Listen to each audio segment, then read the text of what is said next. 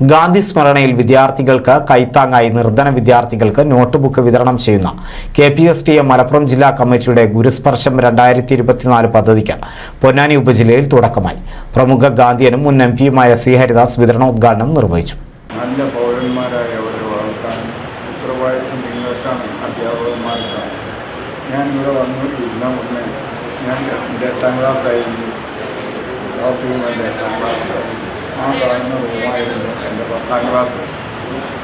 ഈ 2 റൂമും ഞാൻ നോക്കി കണ്ട് മനസ്സിലാക്കി. അന്ന് എൻ്റെ കൂടെ പഠിച്ചിരുന്ന കുട്ടികളെ മുഴുവൻ എനിക്കൊരു പരിധിവരെ അറിയാം. ഇന്ത്യൻ സ്വാതന്ത്ര്യ സമരത്തിന് വേണ്ടി പടമെഴുതിയ മുഹമ്മദ് അബ്ദുറഹ്മാൻ സാഹിബിൻ്റെ ശിഷ്യൻ. ഗാന്ധിജിയുടെ ദർശനങ്ങൾ പ്രചരിപ്പിക്കേണ്ടത് കാലഘട്ടത്തിന്റെ ആവശ്യമാണെന്ന് അദ്ദേഹം പറഞ്ഞു. ഉപജില്ലാ പ്രസിഡന്റ് C. റഫീഖ് അധ്യക്ഷനായി.